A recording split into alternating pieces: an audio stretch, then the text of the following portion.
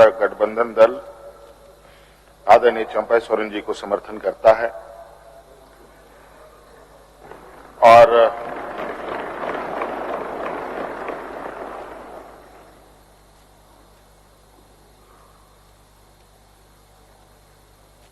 मैं कहना चाहूंगा 31 जनवरी की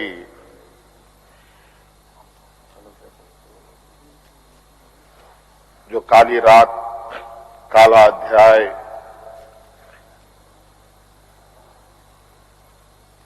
देश के लोकतंत्र में नए तरीके से जुड़ा है।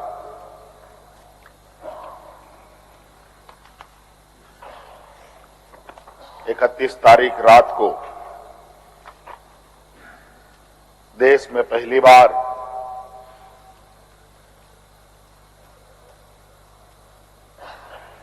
किसी मुख्यमंत्री का गिरफ्तार हुआ हो, गिरफ्तारी हुई हो, मेरे संज्ञान में नहीं है।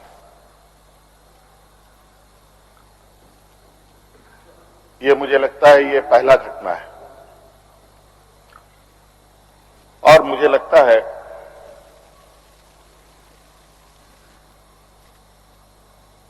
इस घटना को अंजाम देने में कहीं ना कहीं राजभवन भी शामिल रहा है।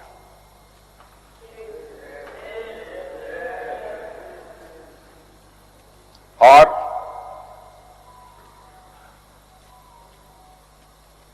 जिस तरीके से ये घटना घटित हुई है,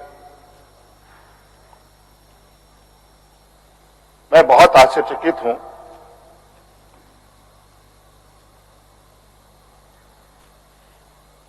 इसलिए कि मैं एक आदिवासी वर्ग से आता हूं। नियम, कायदे, कानून की जानकारी का थोड़ा अभाव रहता है। बौद्धिक क्षमताएं अभी हमारे विपक्ष के बराबर हम लोगों की नहीं है, लेकिन सही गलत की समझ तो हर इंसान भी रखता है, हर जानवर भी रखता है।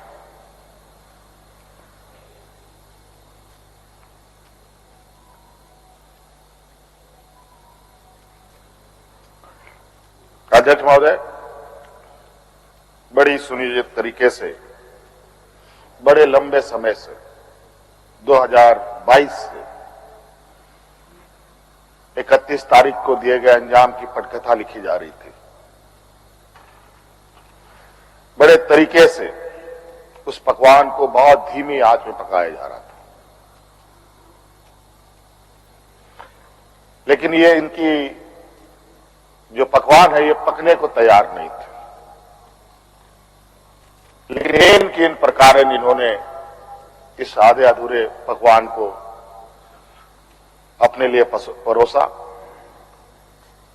और बड़ी सुनियोजित तरीके से मुझे अपनी गिरफ्त में लिया है।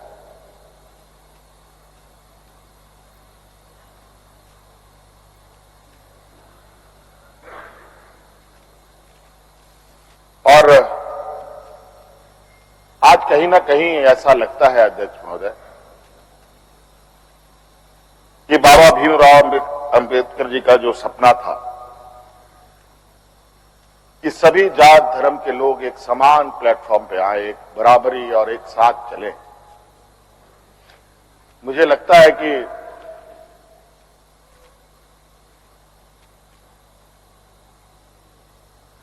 जिस तरीके से बाबा भीमराव अंबेडकर जी को भी अपना समाज छोड़कर बौद्ध धर्म अपनाना पड़ा, ऐसे ही आदिवासी दलितों के साथ भी आने वाला भविष्य में करने की तैयारी हो रही है।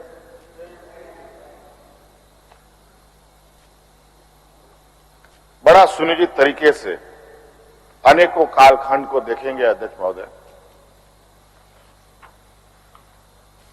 जो इन आदिवासी दलित पिछड़े अल्पसंख्यक के ऊपर अत्याचार हुए हैं, वो अत्याचार अध्यक्ष महोदय नए नए चेहरे, नए नए शक्ल, नए नए रूप में दिखते रहे हैं। आज उसी का जीता जागता उदाहरण 31 जनवरी को देखने को मिला है।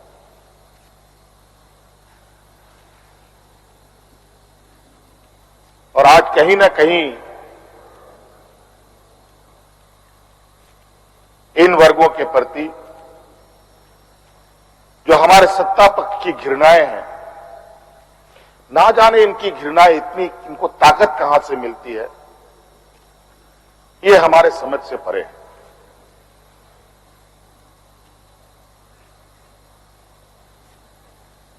इतनी घृणा, इतना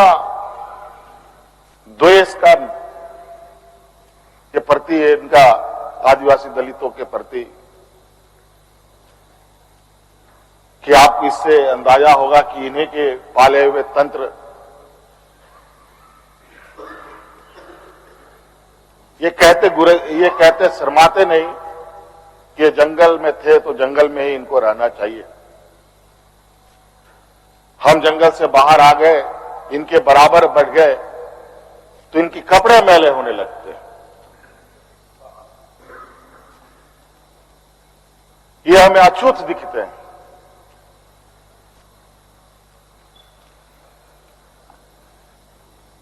और इन्हीं विडंबना को तोड़ने के लिए हमने एक प्रयास किया था अध्यक्ष महोदय, क्योंकि झारखंड आदिवासी दलित पिछड़ा राज्य है, इन समूह को आगे बढ़ने का, इनका मार्ग प्रशस्त करने में हमने कोई कमी नहीं छोड़ी। इनका बस चले तो हम अभी भी जंगल में जाकर के वही 50-100 साल पुरानी जिंदगी में जिए। और मुझे इसका आभास था अध्यक्ष महोदय, जो इनके अंदर छुपी कुंठा है वो आए दिन ये बयां करती थी, इनके आचरणों से, इनके बयानों से।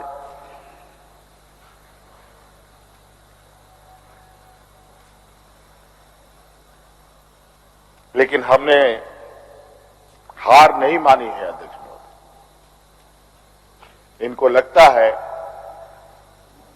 कि मुझे जेल के सलाखों के अंदर डालकर ये अपने मंसूबे में सफल हो जाएंगे। ये झारखंड है अध्यक्ष महोदय, ये देश का एक ऐसा राज्य है जहां हर कोने में आदिवासी दलित पिछड़े वर्गों से अनगिनत सिपाहियों ने अपनी कुर्बानी देकर यहां के आदिवासी दलितों की जान बचाई। देश आजादी के सपने भी ये लोग नहीं देखते थे अध्यक्ष महोदय, तब से झारखंड के आदिवासी अपनी हक अधिकार की लड़ाई लड़ रहे। ये तो बहुत बाद में आए, लेकिन बौद्धिक संपन्नता, आर्थिक संपन्नता, आज तक इन लोगों ने देश का गांधी टोपी नहीं पहना अध्यक्ष महोदय।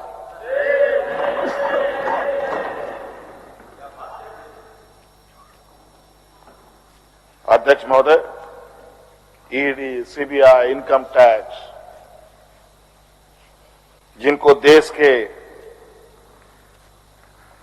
विशेष और काफी संवेदनशील व्यवस्थाएं कही जाती है, जहां करोड़ों रुपया, 12 लाख 14 लाख करोड़ रुपया डकार कर इनके सहयोगी विदेश में जाके बैठे हैं, उनका एक बाल बाका करने का औकात इनके पास नहीं है। इनके पास औकात है देश के आदिवासी, दलित, पिछड़े के ऊपर, और बेगुनाह लोगों पर, और उसमें भी गुनाह किया हो तब की बात तो अलग है, बेगुनाहों पर अत्याचार कर। आज मुझे किस लिए अरेस्ट किया गया अध्यक्ष महोदय? 8.5 एकड़ जमीन के घोटाले पर। अगर है हिम्मत सदन में तो कागज पटक कर दिखाए कि 8.5 एकड़ का जमीन हेमंत सोरेन के नाम पर है। अगर होगा मैं उस दिन से राजनीति से इस्तीफा दे दूंगा। अध्यक्ष महोदय, जब राजनीतिक रूप से ये नहीं सकते हैं तो ऐसे ही बैकडोर से हमला करते हैं, पीठ पर हमला करते हैं। अध्यक्ष महोदय, मैं आंसू नहीं बहाऊं, आंसू वक्त के लिए रखूंगा। आप लोगों के लिए आंसू का कोई मतलब नहीं। आदिवासी दलितों का, पिछड़ों का, आदिवासी के आंसुओं का कोई मोल नहीं। वक्त आने पर हम इनके एक एक सवालों का जवाब और एक एक इनके षड्यंत्र का जवाब वक्त आने पर बड़ी माकूल तरीके से दिया जाएगा। एक्चुअली दुर्भाग्य है अध्यक्ष महोदय इस राज्य का, तथाकथित हमारे राज्य के ही कुछ लोग जो ऐसे सामंती विचार वाले के चरणों में जाकर के झुककर उनकी सेवा और पूजा अर्चना में लगे। नहीं तो इस राज्य की इतनी दुर्दशा नहीं होती अध्यक्ष। राज अलग हुए 23 साल हो रहे हैं, 24 साल हो गए अध्यक्ष महोदय। किसने सबसे अधिक राज किया इस राज्य में? ये मुझे बोलने का जरूरत नहीं है, किसी को बताने की भी जरूरत नहीं। सब अपने गिरेबान में देखें, सबको पता चलेगा कौन कहां बैठा, किसने क्या काम किया। घोटाले इनको 2024 से ही नजर आ रहे हैं, 2000 से नजर नहीं आ रहे, 2019 से ही इनको नजर आ रहे हैं। आज ये नहीं चाहते अध्यक्ष महोदय, देश का आदिवासी, दलित, पिछड़ा, अल्पसंख्यक देश के सर्वोच्च स्थान पर पहुंचे। ये नहीं चाहते कि ये जज बने, ये नहीं चाहते ये आईएएस आईपीएस बने, ये नहीं चाहते ये राजनेता बने। इन्हीं के साथ बैठे लोग हैं। इन लोगों ने भी आदिवासी नेता बनाया था मुख्यमंत्री। बता दीजिए इन कितने आदिवासियों ने 5 साल पूरे किए। और मुझे पता था कि मुझे भी 5 साल पूरा करने में रोड़े अटकाएंगे, और नतीजा ये हुआ आखिरी सांस तक पूरा नहीं होना चाहिए, रिकॉर्ड में नहीं लिखना चाहिए, रजिस्टर में नाम नहीं आना चाहिए। बस यही अध्यक्ष महोदय,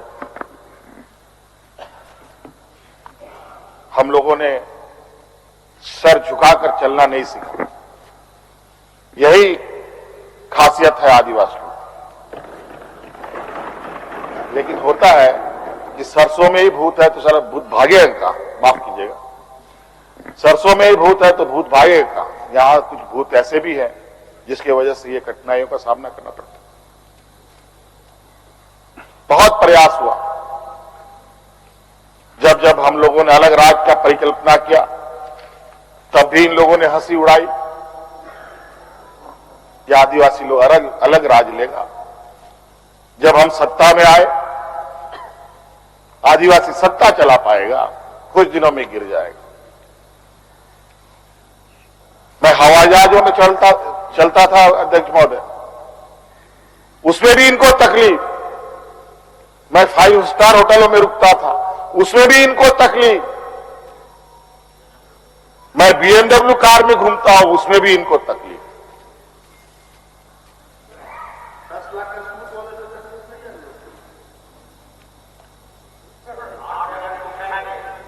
क्या कहावत है कि हम करें तो गुनाह, ये करें तो क्या,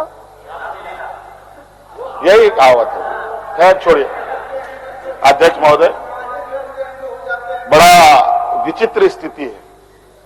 अब जो स्थिति दिखाई दे रहा है अध्यक्ष महोदय, कुल मिलाकर झारखंड के परिप्रेक्ष्य के अलावा पूरे देश के पैमाने में अब आदिवासी, दलित, पिछड़ा, अल्पसंख्यक सुरक्षित नहीं।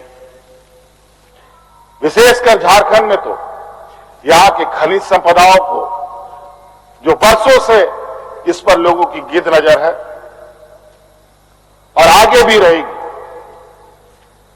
ये तो हम थे अध्यक्ष महोदय, ये बहुत फूक फूक करके उनको आगे बढ़ना पड़ता था।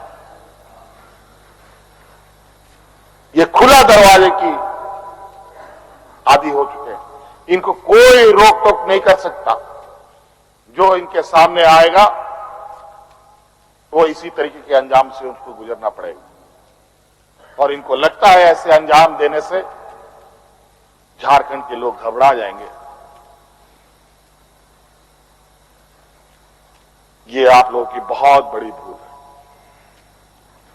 और इतनी बड़ी ये भूल होगी जो झारखंड का इतिहास आपको कभी माफ नहीं करेगा। अध्यक्ष महोदय,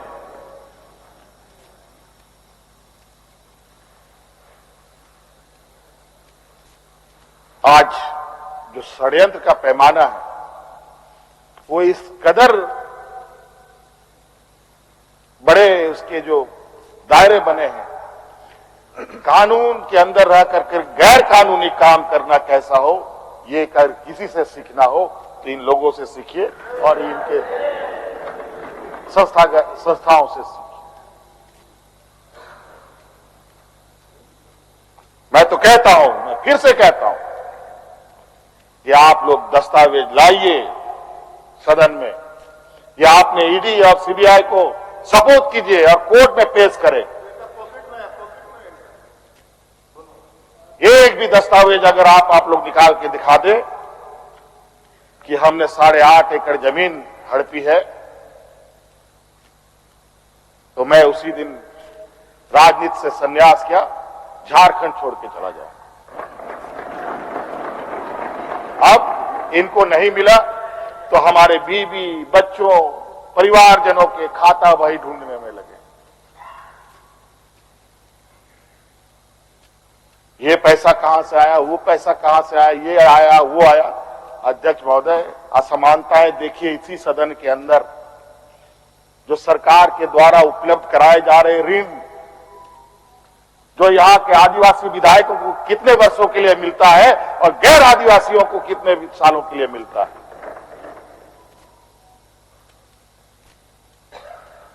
इस विषय पर गंभीरता से सोचने की आवश्यकता है। देखो, ये बहुत लंबी लड़ाई है।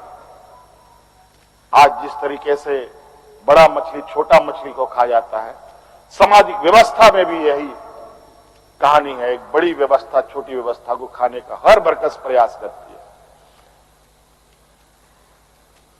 प्रभु राम का प्राण प्रतिष्ठा हुआ 22 जनवरी को।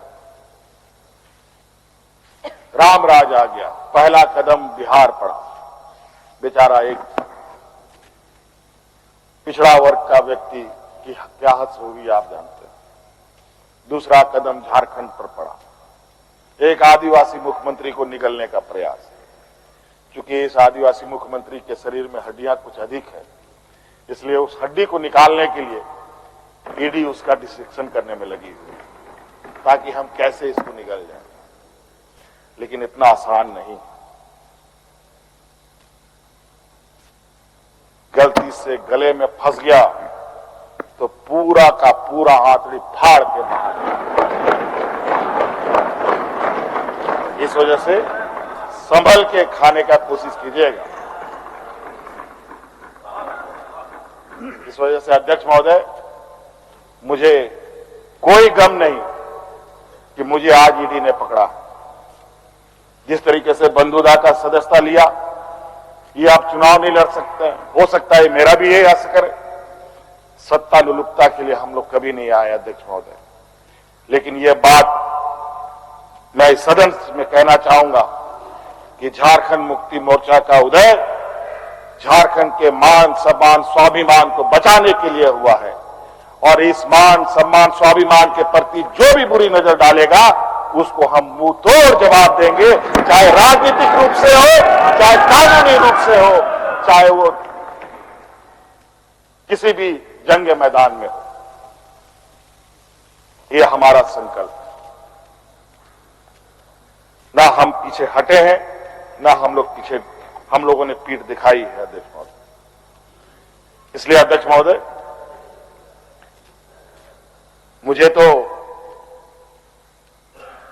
कोर्ट का आदेश है कि मीडिया के सामने या बाहर वक्तव्य नहीं देना है। तो हमने ईडी वालों से पूछा, क्या सदन में भी बात नहीं रखनी है? तो उन्होंने ये भी कहा, नहीं सदन में भी आप नहीं रख सकते। हम बोले वाह। तो मैंने कहा कि आइए स्पीकर साहब के कैमरे में खड़े हो जाइए, बैठ जाइए, वहां से आदेश जारी कीजिए, फिर हम चुप हो जाएंगे। ये स्थिति है अध्यक्ष महोदय। अब उस दिन का इंतजार है। अभी तो गवर्नर हाउस का कोरम पूरा हो गया।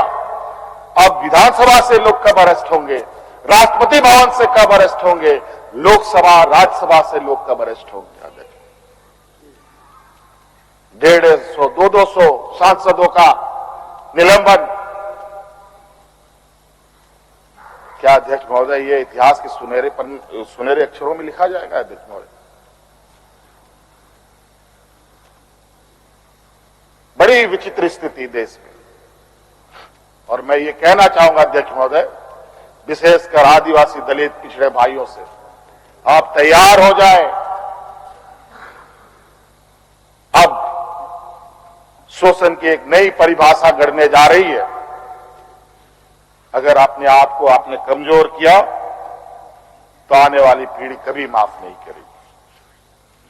तो अध्यक्ष महोदय, राज्यपाल महोदय आए और 32 पेज का इन्होंने अभिभाषण पढ़ा। हम लोग लाख चिल्लाते रहे। अध्यक्ष महोदय, अभिभाषण पढ़ के क्या होगा जब देश में लोकतंत्र ही नहीं बचेगा? आज हर चीज पिछले दरवाजे से हो रहा है। अध्यक्ष महोदय, खैर इतना तो हम लोग बुद्धि ज्ञान है नहीं, लेकिन समय ऐसा भी नहीं है, समय से बड़ा बलवान धरती में कोई नहीं है। और वक्त फिर घूमेगा और फिर हम आपके सामने उपस्थित होंगे और इतनी मजबूती के साथ उपस्थित होंगे कि फिर जो षड्यंत्र कर रहे हैं वो षड्यंत्र आपके धरे के धरे रहे और इस देश के और अपने राज्य के आदिवासी दलित पिछड़ों के लिए जो संघर्ष करना होगा वो करते रहेंगे। धन्यवाद।